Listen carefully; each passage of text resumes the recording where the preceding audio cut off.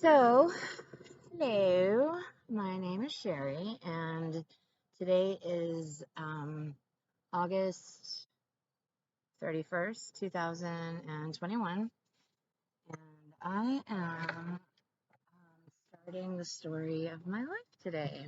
And I thought I'd come to my favorite place, which is the lake here in Buffalo, actually Hamburg. This is Lake Erie behind me, and wanted to go right to the water, but I'm pretty sure it would have been too loud with the waves. So we're stuck at this picnic table here with a pole behind me. Whatever. So it's like 7:30, 8 o'clock in the morning. Okay, so there's a lot of stuff going on. I'm going to be going traveling hopefully very soon. I have this like weird instinct. I don't know if it's just wishful thinking. I don't know how to trust whether something is like wishful thinking or whether it's intuition. That's always like been something I struggle with. So I have this intuition, maybe, I don't know, that I'm going to be receiving my Social Security disability back pay this week, or at least finding out when I'll be receiving it. So once that happens, Renata and I will start traveling, and then I will have a whole new topic to be vlogging about. So um, all right, so obvious place to start is in the beginning, and I got my coffee, I got my weed, my resin, whatever, my caked bowl. Okay, so here's the deal. My name, like I said, Sherry. I'm 46 years old. I was born April 4th, 1975. I was born in Buffalo, New York, to Mike and Sandy. Mike and Sandy had started dating when my mom, Sandy, was 15, I believe. For her 16th birthday, my dad took her in a helicopter ride over Niagara Falls. So that's how things started off with my dad, with a bang, because he's a he's just a he's an awesome guy. I mean, I guess I don't know. I have mixed feelings about my dad. Anyway, okay, so yeah, they started dating, and my mom ran away all the time. She says that there was abuse in her family, and that she, oh, it's so convoluted and complicated and denied and verified in different ways. It's just so confusing. But anyway, um, my mom runs away. She goes to like Chicago to New York City. She gets taken in by people. She, I don't know, slept on the streets of New York City and said if I ever found myself doing that to make sure that I sleep with my shoes under my head, otherwise somebody would come and take them. So my mom, eventually she came home around Christmas one year, or they brought her back or something, and my dad proposed to her. And so she stayed, and they got married, and they had my sister soon after that in 1972. And then my sister, I think it was like 9 months when she was, I think she said it was when, my mom said it was when she was like 9 months old, they realized that my sister was deaf. And so they had it verified, and back then it was still, the question of, do we send away our disabled family members to a state hospital or private hospital or whatever, or do we take care of them at home? And the tide was just starting to shift to people taking care of their disabled at home. And so learning sign language at St. Mary's School for the Deaf and doing all those kinds of things were parts of my earliest memories. And I learned how to sign very, very early. I was born in 1975, so when I came around, my sister was already 2 years old, and I was kind of just born into knowing sign language and into the world of St. Mary's School for the Deaf, and you know, into that. So while my parents were here in Buffalo, apparently they used to drop us off. My mom and dad would drop my sister and I off at my grandparents' house, my mother's parents' house, every weekend, and they would go do whatever they did. So apparently, like, we were pretty comfortable at my grand's and with my grandma and my grandpa. And eventually, like Bethlehem Steel and all those big steel corporations here in the Buffalo area went under. The economy tanked and people started moving away. And my parents decided they wanted to check out Dallas, Texas. So they moved down there. They moved us all down there. And apparently, within about a year, this is what the story, as I know it at 46 years old, has been, or as I understand it. So apparently, I don't know if this is true or not, but something about my mom had some sort of crush on somebody that she worked with. I don't even know if that's a true fact or not, but something along those lines. She had a crush on somebody at work and she confessed it to my dad, and my dad supposedly confessed to her that uh, that he understood basically because he is homosexual. So my mom was shocked, and he had hoped for an open relationship in which she supported him and his sexuality, and she did not see that and was not down for it. And apparently there was a summer visit scheduled for my sister and I to go from Dallas up to Buffalo to visit my gram for a while. And my mom said that instead of them putting us on a plane and having the stewardesses, mind us on the way there to and fro, that my dad went with us and left my mom and said, that he needed some time to think about everything. Oh, I forgot to brush my teeth. Fuck. Shit. Anyway. Um, and so my sister and I went to Buffalo and had our visit with grandma, and my dad went back to Dallas, and my sister and I did not go home for 2 years, which I find shocking. And one of the most damaging details of my entire freaking life, that one decision changed so much for me personally, how I see myself, how I view myself in the world, what I think I'm worthy of. All of that stemmed from this one decision. It's amazing the impact that our decisions have on the people that we love around us. It was never my intention or their intention to hurt me, I'm sure, but just as I've discovered that my actions have hurt my children unintentionally, it's just fucking life. It's part of being a parent, I guess. So anyway, my sister and I wound up being left in Buffalo for 2 years. So from the time I was 4 until I was 6, we lived with my grandmother in Buffalo. My grandma and grandpa and my aunt Donna we all lived there. And my sister and I were very confused. We did not understand what was going on. We didn't understand where our parents were, why they didn't want us, why they weren't with us, why they had left us. And we set about, trying to make sense of it. And I remember trying to explain it to my sister and not really understanding what the fuck was going on, and then feeling responsible for helping her to understand. And I didn't even understand. And then there were all the times that we tried to like run away and go find our parents. And the time my sister, wanted me to call my parents, and I didn't understand how to dial a long distance code, and so much shit. We were just so confused, and that was just that part. Then there was the whole thing, memories about grandma um brushing our hair and getting so frustrated with us that she would tie us in the chair and rip through it.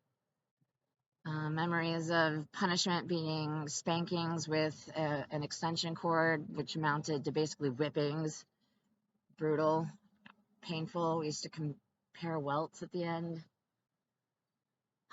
It was just a lot of turmoil and a lot of feeling confused and abandoned and rejected, and I don't know, just invisible and in over my head.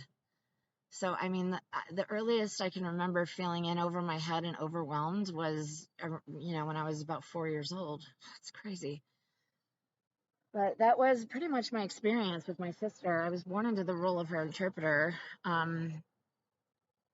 which I resented for a long time, but now I see how vastly it has blessed my life and all of the amazing strengths that it gave me as a result. So I don't think I harbor so much animosity towards the experience as I once did, but it's definitely hard. It was definitely a hard responsibility to take on. Um, Whether or not the adults in my life impose that on me or not is irrelevant. The point is that I felt it. So yeah, all that. So anyway, I remember my mom came to visit once with her new dude, and they got married, and his name was Rolla, and then my dad came back with his new boyfriend, and ooh, I'm rubbing my makeup all over like a dumbass. Anyway, my mascara. Anyway, Mike, anyway, I don't need to do last names. Mike. Eventually, my dad showed up in an old Eldorado car, those half car, half pickup trucks, and with his boyfriend Mike, and they picked us up, and all four of us drove across the country back to Dallas in that vehicle. Weird memories of that time, sitting between Mike's legs in the passenger seat on the floor. And, I'm sure all kinds of things happened, but all that I remembered, I mean, as far as, like, I don't think this was intentional. I just think it was fucked up that I remember very clearly staring at his hairy balls hanging out of his red running shorts. So there's that. Okay, what else? So then we get back to Dallas. My mom's living in McKinley with her new man, Rolla, and we all moved to we moved in with my mom and Rolla into a trailer park. And I remember going to the dinosaur park there and with the dinosaur prince in McKinley, I think, Texas. Went to some place called the Devil's Backbone. We did lots of sightseeing with Rolla. That was cool. Anyway, eventually we wound up going and staying in we moved to Austin with my mom and Rolla. My dad stayed in Dallas with his dude, which I think at some point changed to some other guy named sometime around there, a different guy named Jerry.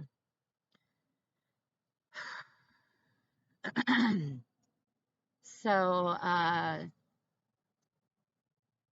we would see my dad like on holidays and stuff, and for the most part we just lived with my mom and Rolla, and my sister hated him and they didn't get along, and eventually my sister my sister was really emotionally disturbed when she was young. She was very I'm sure very confused and upset. She didn't understand why she was different. She didn't want to be different. She was pissed. She was an angry, confused little girl, and she had been abandoned by her parents, and she had all kinds of emotional outbursts. We were asked to leave from stores because she would close her eyes and start screaming and freaking out, and the whole world would disappear. She closes her eyes and she can't hear anything, so there's no input. You could not, besides feel, smell, whatever. But anyway, you couldn't get through to her if she closed her eyes. It was always such a weird little detail of my life with my sisters that she could just close her eyes and block me out. When? Drive me crazy. But anyway, so let's see. We are in, so eventually, the police were called to our house a lot. There was always a lot of drama. Were they called to the house a lot? Or I don't know. Maybe that's something I've embellished over the years. Maybe there was like one incident. Now I remembered it as a bunch. Anyway, I don't know. It was dramatic, is the point, and unusual and uncomfortable. So anyway, one day my mom and my sister got in a big fight, and my mom was re-wallpapering the bathroom, and all the fixtures were off, and my sister picked up a towel rack rod thing and came after my mom, who grabbed the other end, and there was a tug of war, and I was in the corner crying and scared. And at some point I said something, or my mom looked at me or whatever, and kind of got a hold of herself for a second and dropped her end of it, went to the phone, picked it up, dialed my dad, and said, come get your daughter, which is exactly what my sister wanted. And so my sister went off to go live with my dad and his lover in their beautiful homes in Dallas, Arlington, Plano, McKinley area, Fort Worth, whatever. And I was left behind with my mom in Rolla.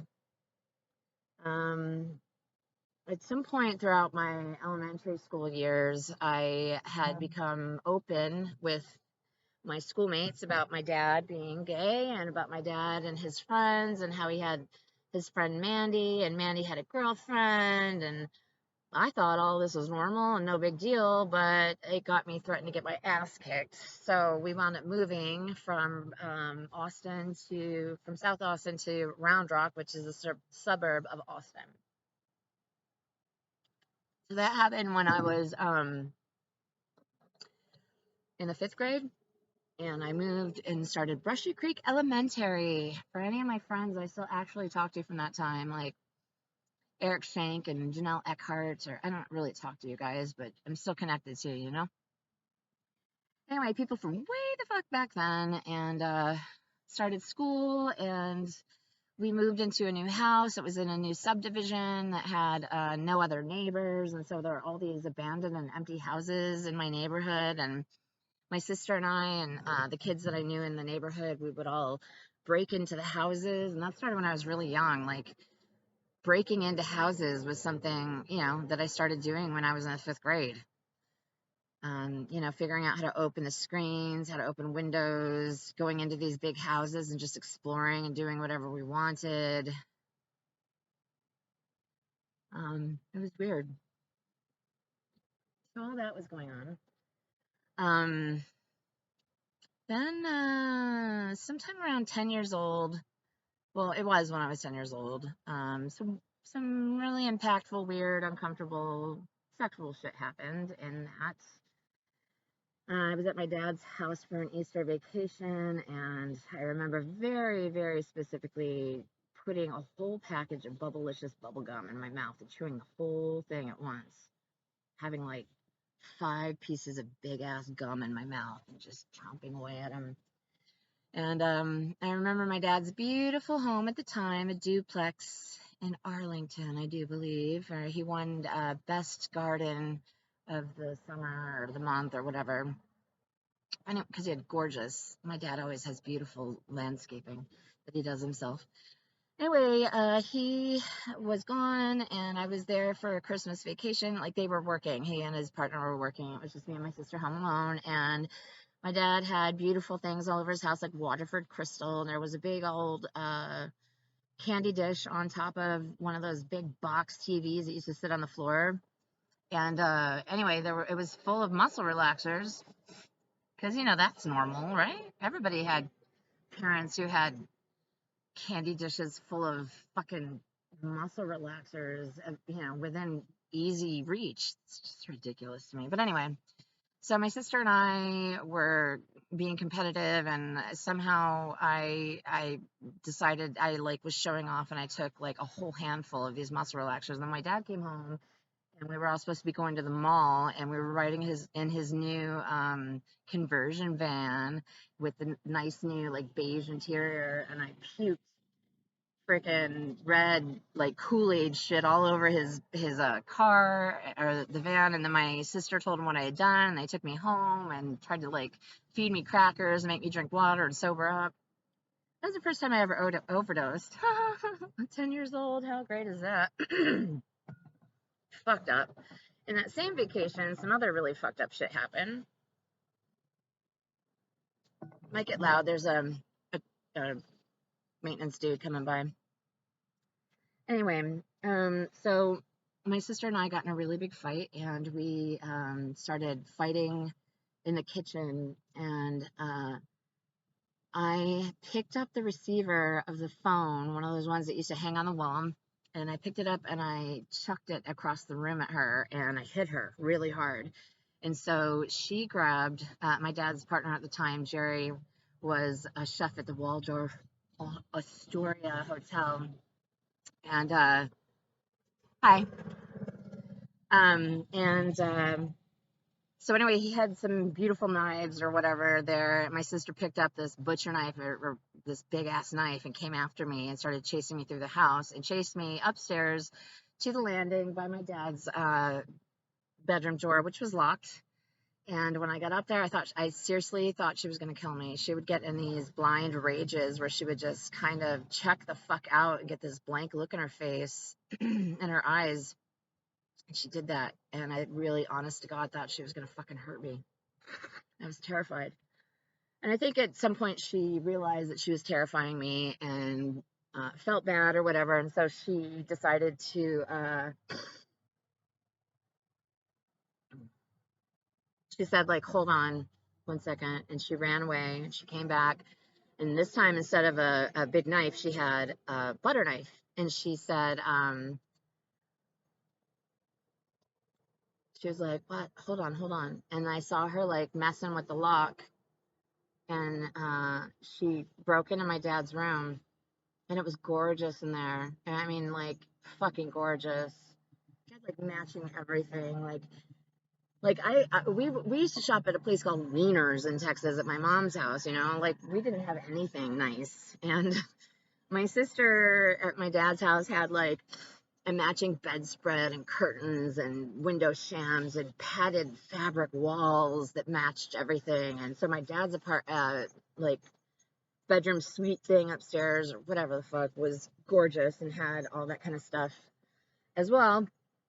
And I remember being really like impressed and baffled by,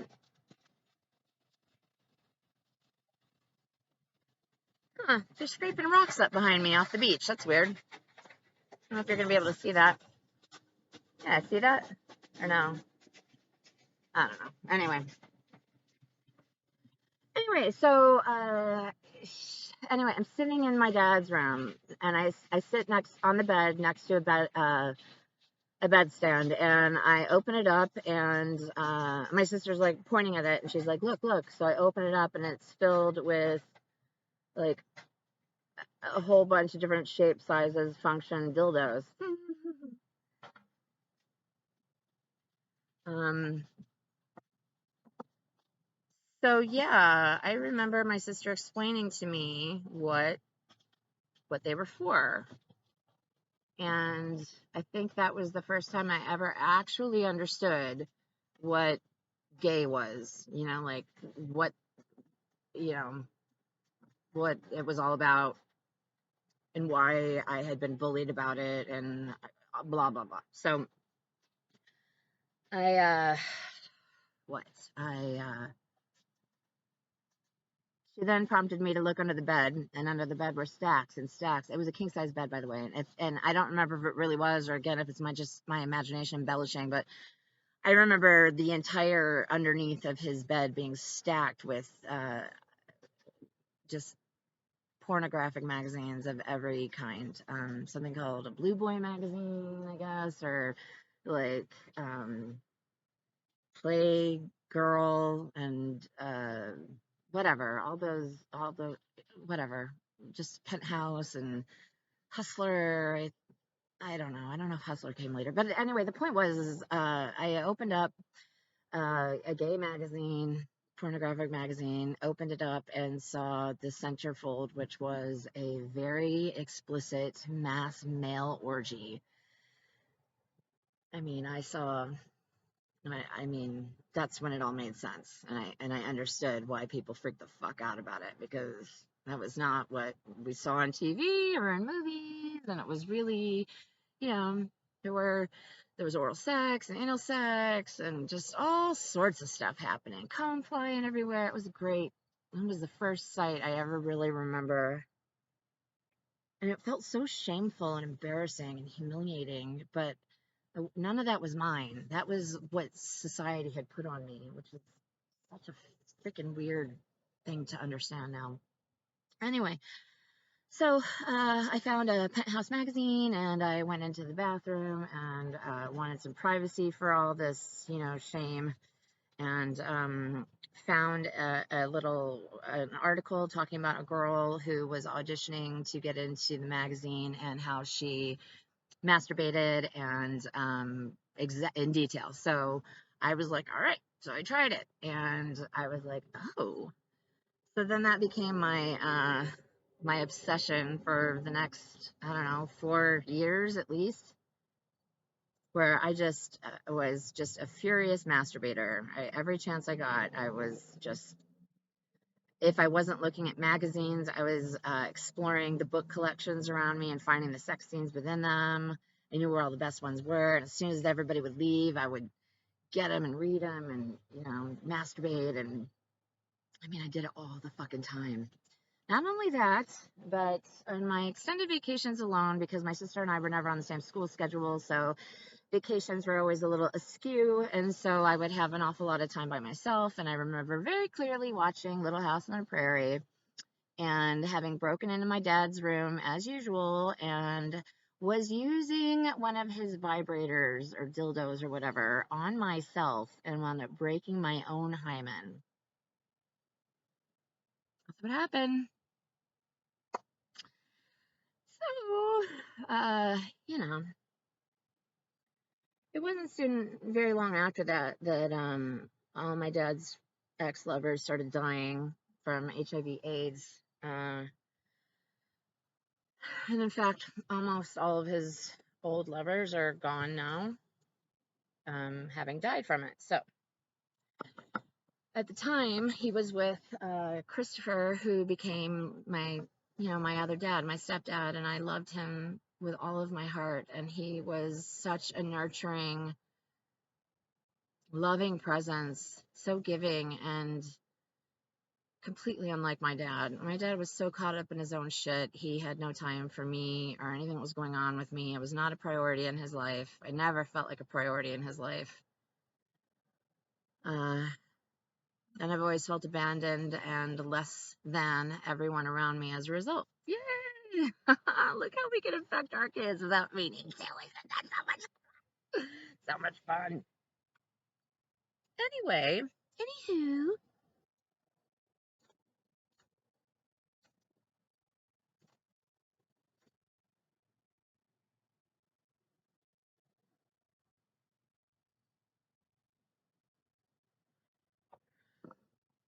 amount of weed and smoking resin. Anyway. So, yeah, so then,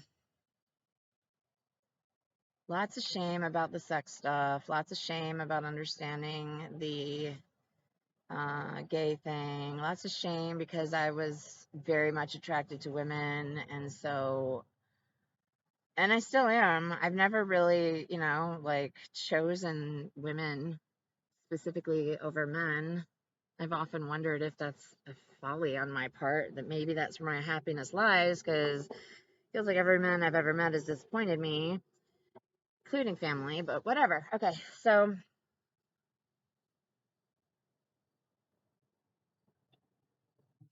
so um yeah, so at some point um I remember starting to read the Flowers in the Attic series. Did anyone else read those? Those were so inappropriate for girls my age. Oh my God. It was abuse and incest and fucking, it was crazy. But I loved these books, and I got so caught up in my head, and it was more of that guilty, shame-ridden kind of sexual lust stuff going on. And somehow all that just really like captured my imagination and kept me um, from a young age. So I fell in love with the main character, and she was a ballerina, and so I decided I wanted to dance, and so I got into some community classes that took place in a local garage, and then eventually they had auditions for their children's company, dance company, which I auditioned for, and I got in, and that became my dancing obsession for it wasn't even that long. It changed so much in my life and impacted me for the rest of my life, but it was only for like a year or maybe two that I even danced. Maybe, yeah, it wasn't long at all. but I went from 0 to, within a year. And I had really tough teachers. They wouldn't let me get on point until I had been strengthened my ankles with going with tap dancing, and had lost enough weight, and had progressed enough to the advanced classes. And I worked really hard, and I did it. And they said that I popped up right on point, and that I was impressive. And they told my mom that I was really great. I don't know if that was true, because maybe my mom just told me that story since then to make me feel better. She does shit like that, so I can never really trust what the fuck she's saying. But anyway, so dance, we used to get weighed in every Saturday at our company classes, in front of the whole company. We'd all sit on the dance floor with a scale, and they had a spiral, and we would all watch each other get up, get weighed, get ridiculed or praised, and that's how it was done. So I became good and bulimic. I also read a book, Kelsey Kirkland's Dancing on My Grave, which described her bulimia and her anorexia, as well as her cocaine addiction, in great detail. So I learned a lot from that book, mostly how to be bulimic. So that started that. I think I was about 12 when that happened, 13 maybe. I was in love at school with this boy named Eric Shank since the 6th grade. Still, I'll be in love with him forever. He was my first love. Yeah. Anyway, my life would have probably been a lot better if I had just been patient and waited for Eric Shank to be ready for me. But that seems to be like a theme in my life. I'm never patient. I always go really fast. Which, when I was 14, I met my best friend's boyfriend. His name was Eric Estep. I'm like, oh, Eric, he's a skater. Plus, this Eric's blonde and has green eyes, so he's even better because he reminds me more of Christopher Atkinson from The Blue Lagoon, which is a highly influential movie in my life. Anyway, I started dating Eric Estep. I shouldn't be saying his name. Anyway, I started dating him, and we like broke into the houses in my neighborhood and had sex for the first time in one of them. And oh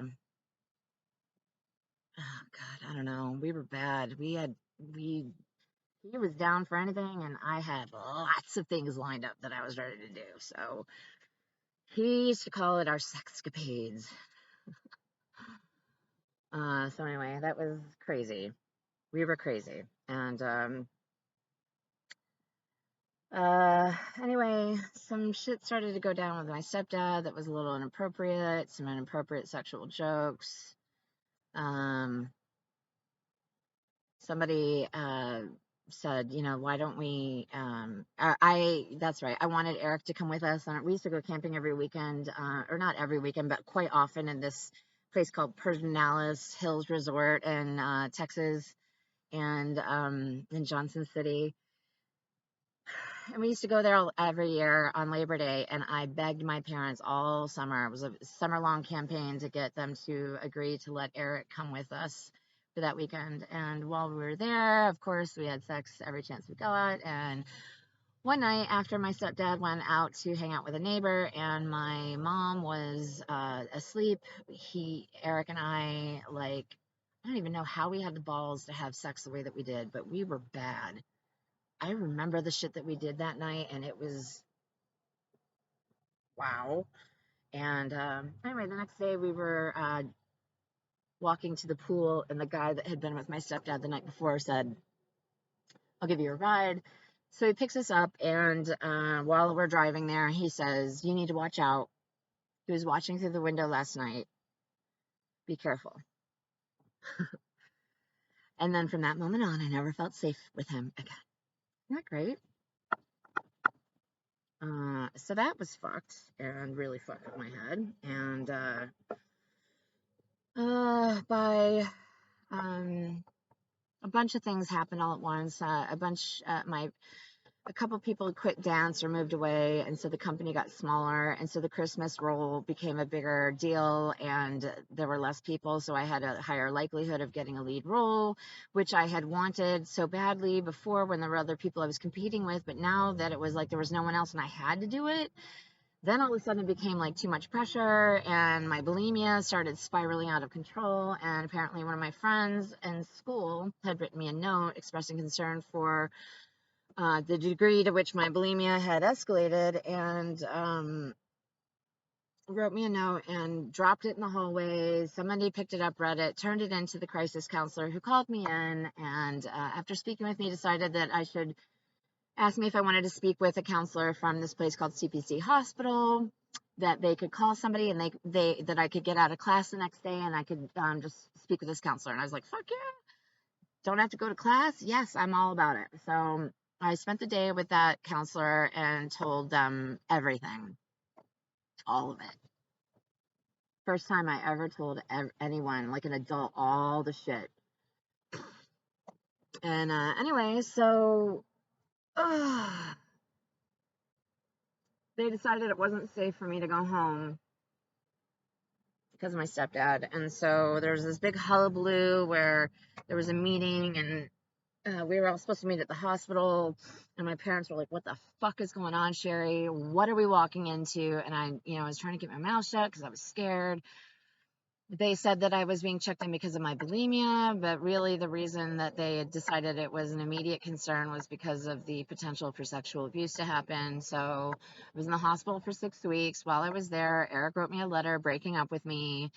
My mom, when she found out about the weird sexual shit, she freaked the fuck out and wound up checking herself into the same hospital. So now we're both in a psych hospital together. And I'm passing my mom in the freaking cafeteria line. No, clearly, I'm the only one there whose parent is also there at the same. It was so fucking weird. And then my dad, apparently from Buffalo, at this time he had moved to Buffalo and was didn't know what was going on. And now all of a sudden he wanted information. They wouldn't give him information, so he flew down with custody, divorce papers, or whatever.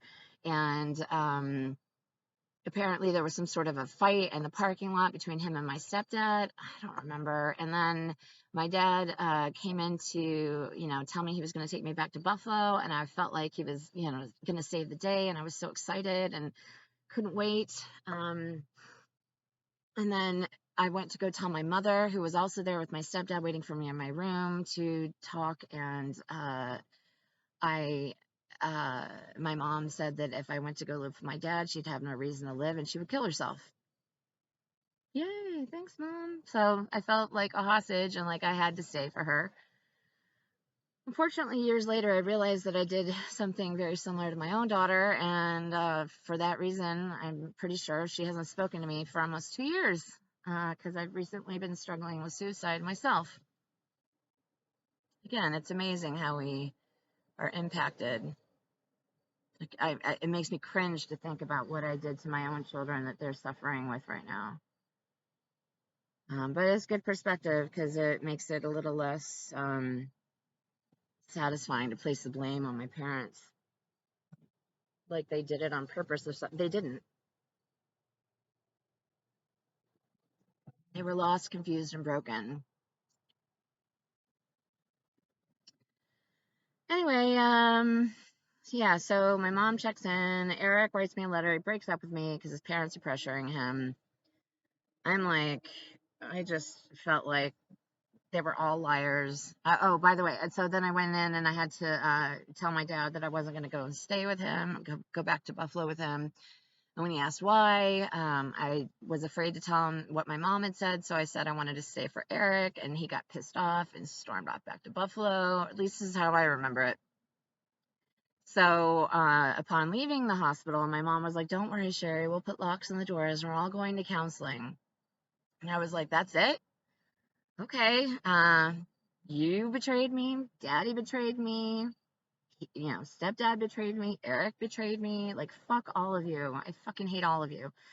So when a couple months later, Christopher sent me a letter, or actually, he was an educator, by the way. So he sent me a book on my changing body. And within this book, of course, he sent it to me because I was going through puberty and he thought it was an apropos time to go through these things. So all I got out of it was that 14 days after the first day of my last period, I could conceive a baby. Ovulation. I understood the mystery of ovulation. And in my head, I did a calculator and realized, like, I don't remember how quick it was exactly, but for example, it was like, say I figured this out on Sunday and I ovulated on Wednesday and had convinced Eric, who, by the way, when I got out of the hospital, acted like he never wrote that letter. So fuck you. Anyway, I convinced Eric within that short amount of time to get me pregnant. Never forget listening to Strange Ways Here We Come from the Smiths in his room on his waterbed with the red light above us. So weird. I'll never forget it. A rush and a push. And so he agreed, and we lived in different cities and we're not able to see each other generally on weekdays, school days, but we came up, fabricated some story about how we needed to see each other for whatever reason, and then got our parents to drive us back and forth. And I was at his house and it was raining that day, and we went outside to try and find some place to go have sex and wound up in the woods near his house, or like by a tree in the mud somewhere. I don't remember. But anyway, we conceived Sarah in the mud and then went to his friend's house down the street who had a trampoline, and jumped up and down the trampoline and laughed about how maybe it would help me get pregnant. It did. It did help me get pregnant. So yes, at the tender age of 14, I decided that the answer to all of my problems was to have a baby. Ha! So that's a good place to stop for now. We'll pick it up from that story, getting pregnant at 14. So thanks for listening. I really just want to share my journey. I want to be honest about my experience as I see it and remember it, whether it's true or not. Maybe my family members will, see this and be like, hey, that's not what happened. And then I'll, maybe that will help me to heal some sort of wound that should never have been there. I don't know. But I feel like there's a reason that I'm here on YouTube. I feel like I'm supposed to be sharing this. I don't know why. I'm not really sure what the fuck I have to share with you guys except for my story and a lot of compassion and empathy and support if I can. But this is just the beginning of the story. There's so much more. So stay tuned. And thanks for watching. Bye.